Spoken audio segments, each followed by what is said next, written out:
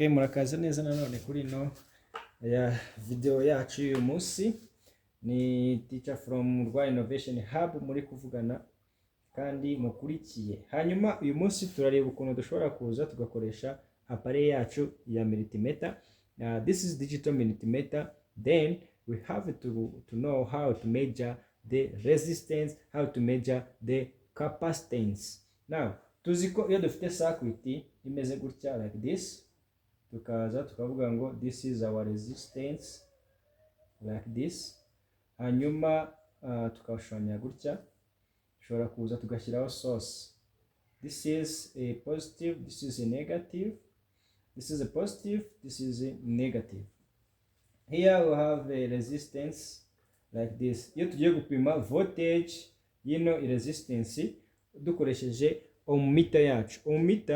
Ohmmeter niyo ipima ya resistance yacu. Hanyuma resistance yacu iraza kuba imeze gute.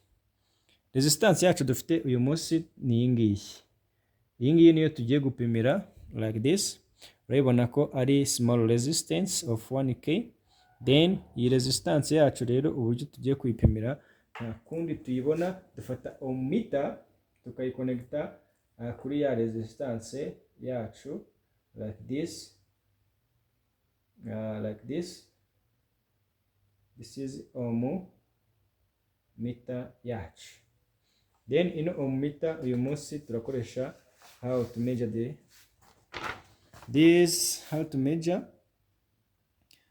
this is value of resistance by using multimeter. Rero appareil yacu hano muri kubona ko tuyifite, nta kindi kintu uza ugakora, uraza ugafata ya appareil yawe nimba yarijimije ukayicana, wamara kuyicana ukaza ugasettinga muri resistance. Kwanga muri resistance ahangaha niho tuza tugashyiramo no dupimira ama resistance. This is unit of mu yandi magambo ni ohmmeter ariko combininze n'izindi instrument like ammeter, like voltmeter, like capacitance meter. Like this is our 20 kilo ohm. Iyi resistance yacu rero tugiye gupima uyu munsi tuyipima gute? Uraza ugafata ya resistance yacu ngiyi, then ukahita ufata ya appareil yawe ugasettinga muri value wenda iri yisumbuyeho, iri like 20 kilo ohm. Twarangiza tugafata black tugapima, tugazingiraho aka guru kamwe ka resistance like this, tukaza tugapima tugashyiraho nakandi kugira ngo udafataho, ukaba wakongera resistance like this. Hanyuma ahangaha uri kubona ko value yacu ari kangahe y'ino resistance ni 9.96, approximately 10 kilo ohm. Nukwanga ngo tuje tugashyira ahangaha muri 2k, urabona ko tubona 0 kubera ko value yacu twamaze kubona ko ari 10 kilo ohm. Impamvu ari 10 nukwanga ngo iyi resistance yacu yangana ni 10 kilo ohm. Uku nguku niko wapima resistance yakoresheje voltmeter. Hanyuma reka tugende tunihute turebe ukuntu dushobora gupima ya capacitance yacu. No capacitance yacu rero dore ngiyi. Iyi niyo tugiye gupimira, capacitance yacu. Ese ufite ino appareil yawe yitwa multimeter, ushobora gupima capacitance? Capacitance igisubizo ni yego. Nuko ushobora ufite digital multimeter ushobora gupima capacitance yawe. Nta bundi buryo rero ushobora kuza kubipimisha. No kuvuga ngo icyo dukora ni iki, ugomba kubanza ukamenya ni hehe ubundi dupimira capacitance. Ikindi izihe poti nkoresha. Poti dukoresha rero zitandukanye n'izi ngizi turi gupima capacitance. Capacitance tuyipimira ahangaha. Ahangaha niho dupimira capacitance.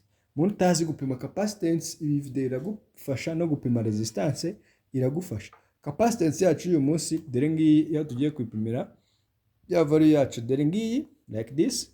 Then poti nanone zipima capacitance kuri multimeter dore ni izi ngizi. Hano handitse dore urabona ko hashushanyije capacitor.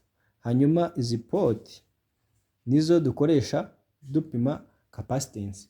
iyo udafite pin cyangwa zino probes, zino terminals connector, ntago byakubuza gupima ya capacitance yawe.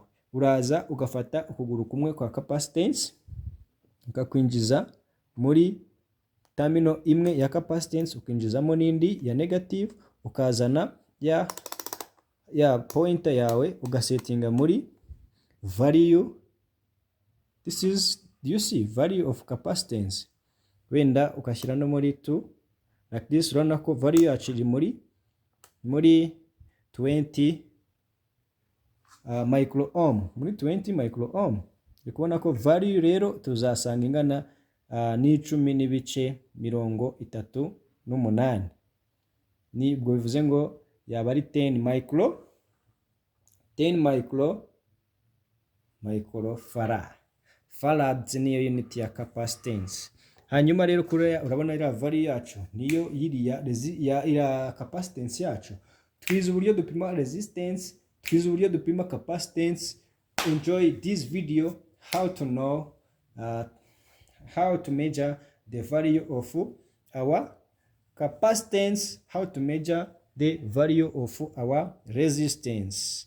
Now kurikira urebe, wige, ufate, hanyuma ikibazo cyo kuvuga ngo tuzamenya gukoresha ino appareil yacu then cyakemutse mu buryo ukuramo ino capacitance yawe, warangiza ukayisubizaho igomba kubiri. Iyo ugiye kugenda uraza ukafata appareil yawe ukayizimya neza, ugacomora ino migozi, ugacomora nino common, warangiza ukayizinga neza nk'umutekinisiye, ukayizinga neza like this. Wamara kuyizinga ugafata na appareil yawe neza, ubundi ukabibika. Ibi bintu na appareil yitwa digital multimeter dukoresha nk'abatekinisiye dupima values zitandukanye. Twarebye uburyo dushobora gukoresha iyi digital multimeter. Twapimye resistance, twapimye capacitance, twapimye voltage, twapimye na voltage ya DC, twapimye n'ikindi kihe na continuity. Ahangaha ikintu gisigaye nino current.